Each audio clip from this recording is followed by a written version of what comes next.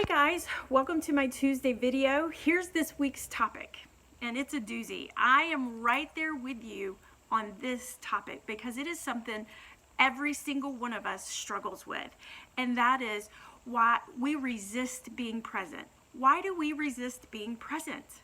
I'll tell you, I know it's real easy to think it's because of technology and we have access to technology 24/7, and you would be right. That is a part of it, but I think there are some deeper things to why we resist being present. I think we resist because at times it can be painful to be present. It can be hard. It can be zapping of our energy. We've been on all day at work to come home at 6:30 or at 6:30 and our kids are ready to play Candyland. We don't want to because we have to stay on and we want to be off. We don't like being present because it requires us sometimes to just be still or to be bored, and we don't like to not be entertained. Those are some of my reasons why I think we resist being present. But here's the thing. Becoming aware of our avoidance tendency is so key to our self-improvement, to our self-development. We have to know why we avoid. Why do we resist being present? In the next few weeks, I'm going to be doing a new series on emotional pain. Things like, very specifically, loneliness, shame, and anger.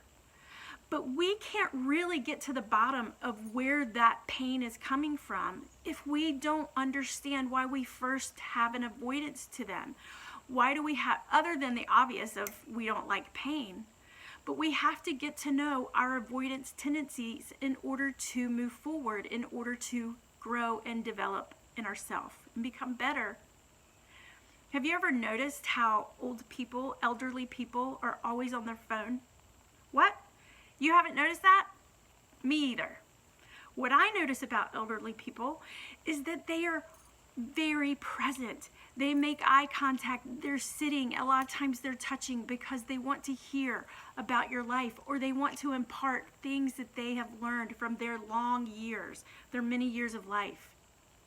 And it's because they've learned this valuable lesson that being present is the most valuable thing. And I am guessing that many of them live with a hint of regret, if not a lot, that they didn't spend more of those years when they had more opportunity being present. Here's what I want for me and for you, for us to learn. I want us to learn the value in being present. I want us to stop resisting being present. I want us to stop avoiding. I want us to learn, why do we avoid? What are our tendencies in avoiding and not being present? I want us to learn. Here's how you can do that. Start this week. Number one, ask this question. When you sense that you are using, maybe reading a book, like some of you are readers, some of you are TV watchers. I'm all those things. Whatever it is that we're using to entertainment, we're using to avoid, when we know we're doing that, I want us to ask the question, what am I trying to avoid right now? Am I trying to avoid connecting with my kids or my spouse or the person I'm with? Am I trying to avoid cleaning out that closet that's been on my to-do list and I know that if I do it, it'll make me feel better? Am I trying to avoid just being bored? What am I trying to avoid? That's the first question. The second question is, why? Why am I avoiding connecting with somebody who's important to me?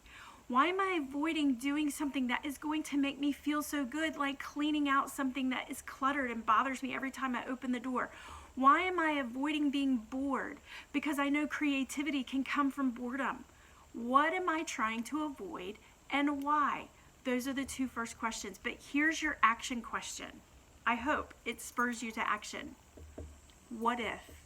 What if I just spend 5 minutes really connecting with who I'm with? What if I ask them a question, and what if I ask them a series of questions and just get to know something about them I didn't know? And you know what? We can still learn things about our kids and our spouse and our best friends. We can. What if I spend 5 minutes cleaning out one shelf in that closet? What if I spend 5 minutes reading a book about my business that's going to help me? What if I spend 5 minutes just sitting here and allowing my brain to be bored and let it wander.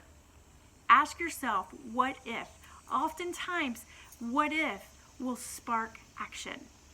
We're going to dive deeper into this like we always do on Thursday night. Come to the table live right here, wherever you're watching this. 7:30 Eastern Standard Time. Everyone is welcome. We love to hear from everyone. And I am so grateful that you're here. Have a great week.